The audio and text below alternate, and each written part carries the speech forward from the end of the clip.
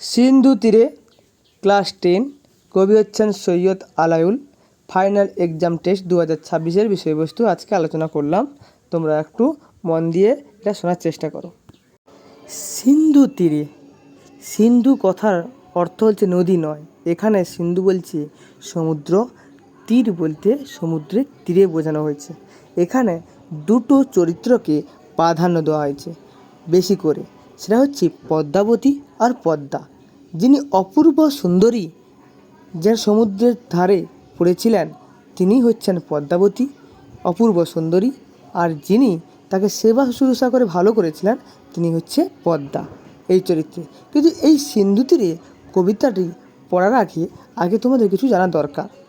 বলছে সিংহলের রাজকন্যা পদ্মাবতী এবং রত্ন সেনের সঙ্গে দুজনের বিবাহ হয়। বিবাহ হওয়ার পূর্বেই তাদের পরিবার থেকে যে সমস্ত সম্পত্তি তারা পেয়েছিল, যে সমস্ত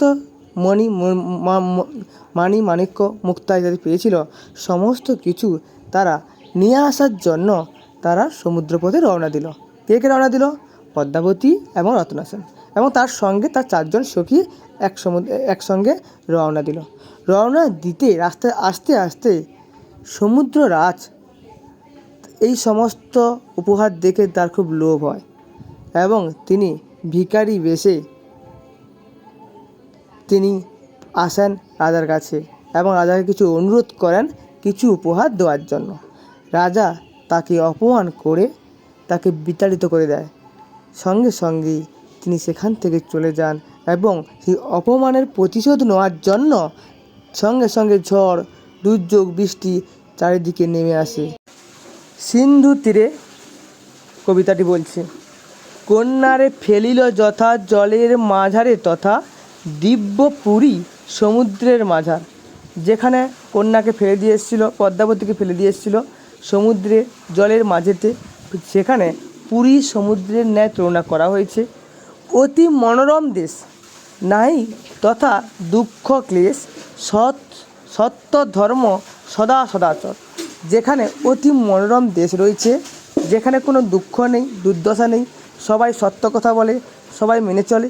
সমুদ্র নিপতি সুতা পদ্মা নামে গুণাবতী। যেখানে সমুদ্র নিপতি বলতে কী বোঝানো হয়েছে?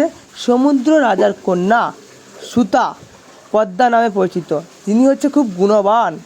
সিন্ধু তীরে দেখি দিব্যস্থান, কারণ যিনি যেখানে অবস্থান করছেন সেখানে সিন্ধু তীরে একটা দিব্যস্থানের মতো মনে হয়েছে। উপরে পর্বত এক, ফল ফুলে অতিরেক। বলছে সমুদ্রের যেখানে পদ্মা যেখানে বাস করেন, সেখানে বলছে ফুলে ইত্যাদি ফলে পরিপূর্ণ রয়েছে। তার পাশে রচিল উদ্যান, নানা পুষ্প মনোহর, সুগন্ধি সৌরভ তৎ, নানা ফল বৃক্ষ সুলক্ষণ। সেখানে নানা ফুলে পরিপূর্ণ, সুগন্ধি সৌরভ গন্ধে পরিপূর্ণ হয়ে আছে। নানা ফুল বৃক্ষ গুল্মে পরিপূর্ণ, তাহাতে বিচিত্র টঙ্কি হেম রত্নে নানা রঙে। টঙ্কি বলছে হেম বলছে সোনা গয়না মাণি মণিক্য ইত্যাদিকে বোঝানো হয়েছে। তথা কন্যা থাকে সর্বক্ষণে, যেখানে কন্যা থাকেন সর্বসময় সবক্ষণে। ফিউচার গাইড বেঙ্গলি চ্যানেলে তোমরা একটু লাইক, সাবস্ক্রাইব ও কমেন্ট করে দেবে ও আমরা 10ম শ্রেণীর সাজেশানও দিয়ে দেওয়ার চেষ্টা করব। সদ্য আমরা সাজেশান সবার সামনে তুলে ধরব। পিতৃপুরে ছিল নিশি, নানা সুখে খেলি হাসি, যদি হইল সময়ের প্রত্যুষে। বলছেন যেখানে পদ্মা, যেখানে পিতার পাশে আনন্দে ছিল, খেলে এসেছিল, যদি হইল এখানে প্রত্যুষে। সখীগণ করি সঙ্গে আসিছে উদ্যানের রঙ্গে। সখীগণ বলছে পদ্মার সঙ্গে যেসব সখীগণ থাকতেন তারা আসছে বাগানের উদ্দেশ্যে।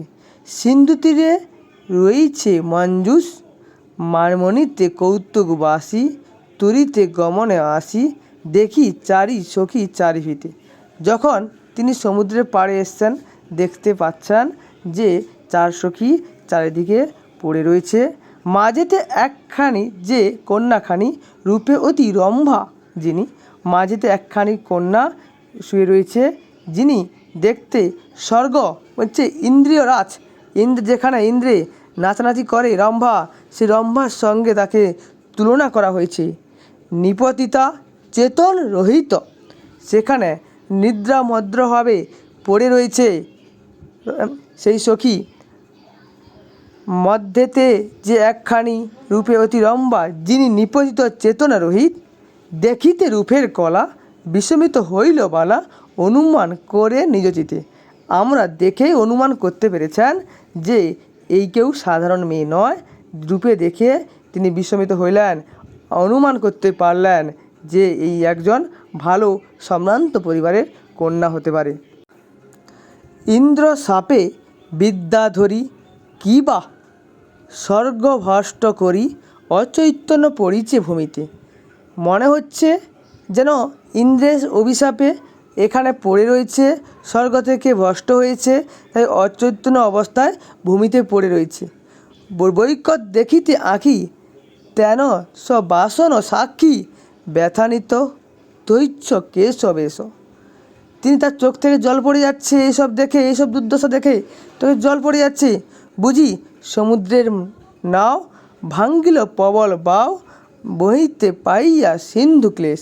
হয়তো সমুদ্রের মধ্যে কোনো দুর্ঘটনাগ্রস্ত কারণে হচ্ছে এখানে চলে এসছে। চিত্রের পাতলি সমা, নিপতিত মনোরমা, কিঞ্চিত আশ্চর্য মাত্র শ্বাস। কারণ দেখে মনে হচ্ছে তাদের মধ্যে একটু শ্বাস রয়েছে, যা মারা যায়নি, এখনও শ্বাস চলছে।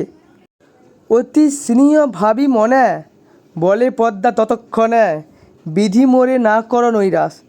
তিনি পদ্মা এখন ভাবছে, ভগবান আমাকে যেন নৈরাশ করো না, আমাকে যেন আমার আশারা পূর্ণ করতে দাও, আমাকে খালি হাতে ফিরে আসতে না দাও। পিতার পুণ্যের ফলে, মোহর ভাগ্যের বলে, বাহুরে কন্যার জীবন। বলছে পিতার যা পুণ্য করেছে, আমার ভাগ্যে যা আছে, এই কন্যাকে জীবনে তুমি দিয়ে দাও। এখানে পদ্মা বিশেষভাবে সাহায্য করছে তা পদ্মাবতীকে বাঁচানোর জন্য। চিকিৎসা সেমু প্রাণপণ, কৃপাকর নিরঞ্জন, দুঃখিনী রে করিয়া শরণ। চিকিৎসা চলছে দীর্ঘক্ষণ ধরে, চিকিৎসা চলছে। সখী সবে আজ্ঞা দিল, উদ্যানের মাঝে নিল, পঞ্চজনে বসনে ঢাকিয়া। চারজন সখীকে বললেন বাগানের মধ্যে নিয়ে যাও এবং তাদেরকে নতুন কাপড় পরিয়ে নিয়ে আসো। অগ্নি জ্বালি সেঁকে গাও, কেহ শিরে কেহ পাও। তাদেরকে আগুন জ্বেলে দিয়ে, পাশে আগুন জ্বালিয়ে দিয়ে তাদের গা হাত সেঁকে দিতে বলছে। তন্ত্রে মন্ত্রে ময়ূরস্ব দিয়া তাকে তন্ত্র দিয়ে তাকে ওষুধি দেওয়া হচ্ছে। দণ্ড চারি মতো, এক দণ্ড সমান 4 ঘন্টা, 4 ঘন্টা বলছে 4 × 16 ঘন্টা। বহু যন্ত্রে চিকিৎসা সেতু, পঞ্চকন্যা পাইলা চেতন। বলছে বহু চিকিৎসার পরে পঞ্চকন্যা চেতনা পাইলেন। বলছে শ্রীযুক্ত মাগন গুণী, মহন্ত আরতি শুনি, হীন আড়ায়ুল সুরচন। এখানে মাগন গুণী হচ্ছে একজন, তাদের গুরু বলা হয়েছে, আলাউলের গুরু বলা হয়েছে, কারণ মাগন ঠাকুরের অনুরোধে হীন আলাউল সুরাচন তিনি এই পাঠ্যটি লিখিত করেছেন।